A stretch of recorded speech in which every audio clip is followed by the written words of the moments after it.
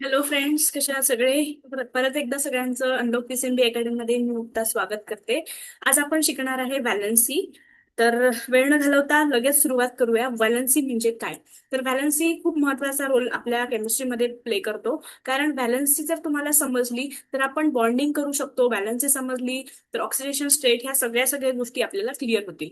तर व्हॅलन्सी म्हणजे काय? एखाद्या ऍटमची कंबायनिंग कॅपॅसिटी किती आहे आणि ऍटम स्टेबल होण्यासाठी तो सगळ्या काय काय गोष्टी करत असतो त्यालाच आपण व्हॅलन्सी म्हणतो. एका एक्झाम्पल वरून आपण समजून घेऊया.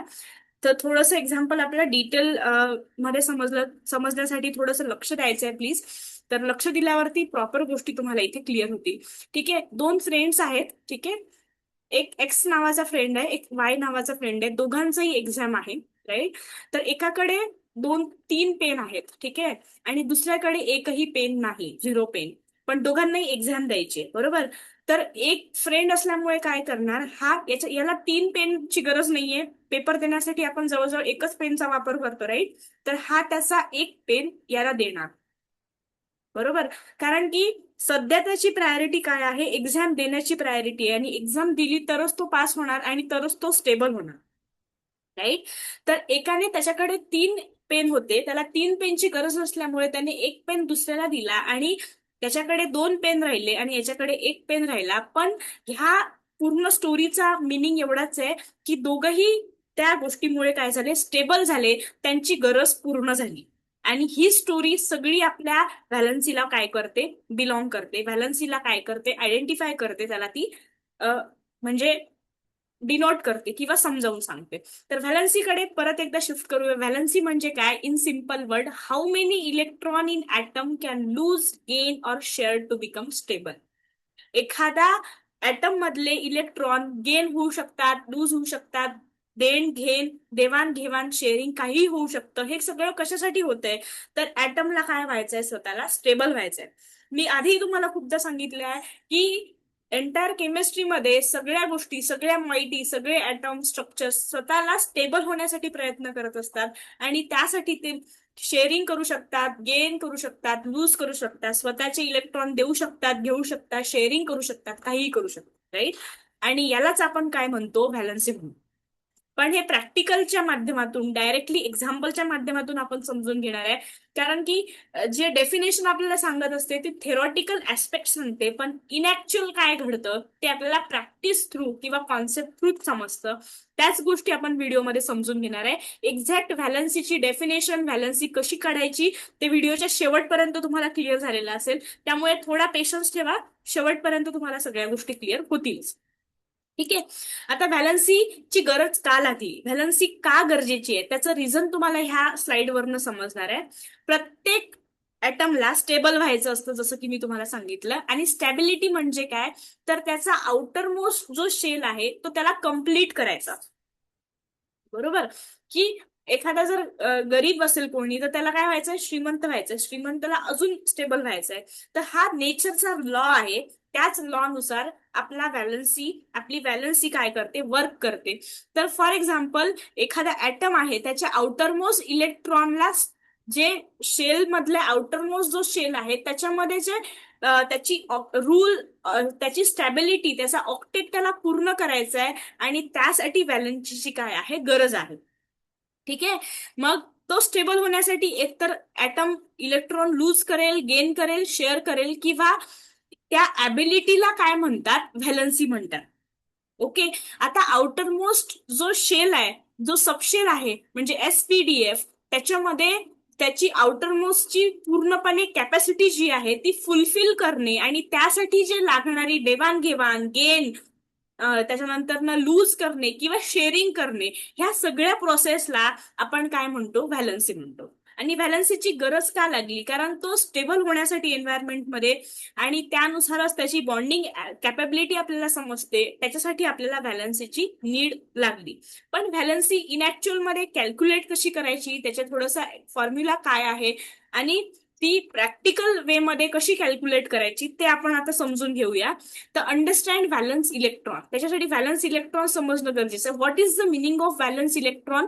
आता बघा, फॉर एक्झाम्पल, हा बोरॉन आहे. आपण बोरॉनचे इलेक्ट्रॉनिक कॉन्फिगरेशन ह्या आधीच्याच व्हिडिओमध्ये बघितलेलं आहे. परत एकदा बघू. बोरॉनचा ॲटॉमिक नंबर किती आहे? 5 आहे.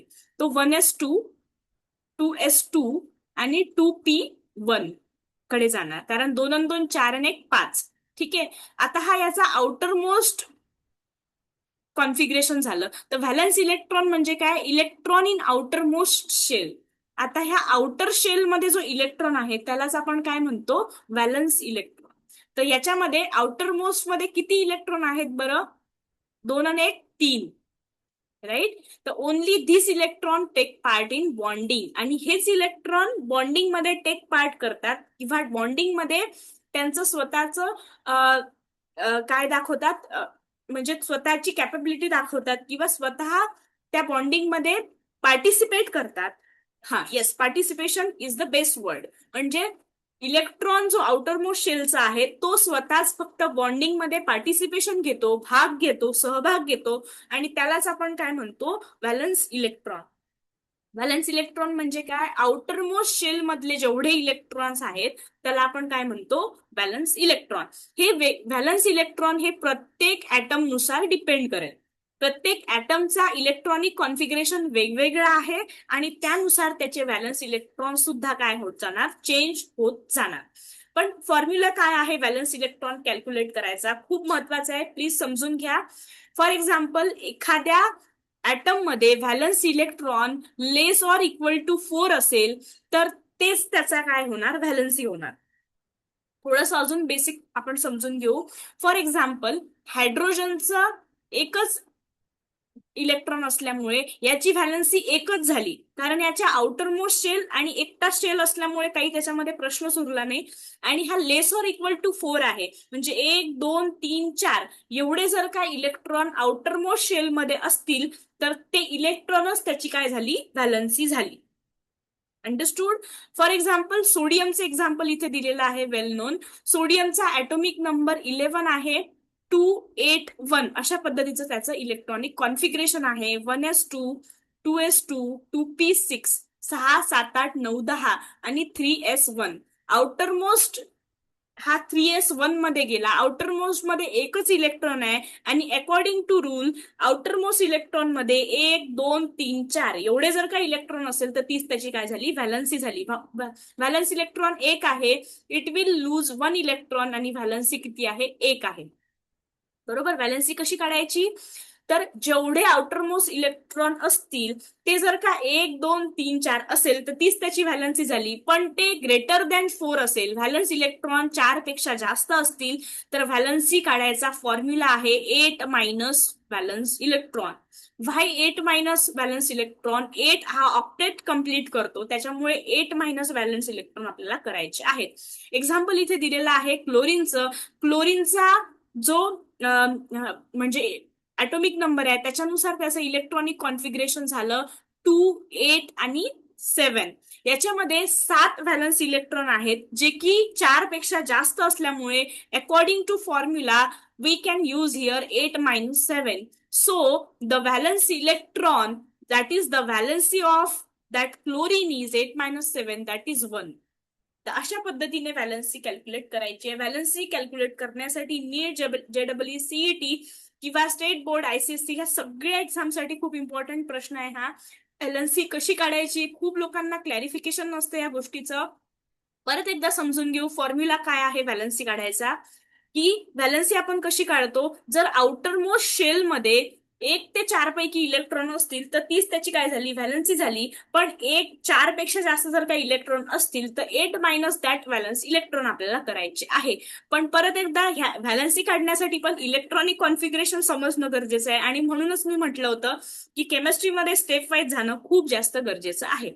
तर डोंट वरी, ज्यांनी इलेक्ट्रॉनिक कॉन्फिगरेशन ज्यांना काढता येत नसेल, प्लीज ह्या आधीचा व्हिडिओ बघा, तुम्हाला सगळं क्लिअर होईल. ऑक्सिजनची परत आपण व्हॅलन्सी काढू. ऑक्सिजनचा जो ॲटॉमिक नंबर आहे तो 8 असल्यामुळे याचं 1s2, 2s2 आणि 2p2, right. 4 5 6, sorry, 2p 6 7 8, 2p3 3 4 5 6 7, 2p4 येणार. ठीक आहे.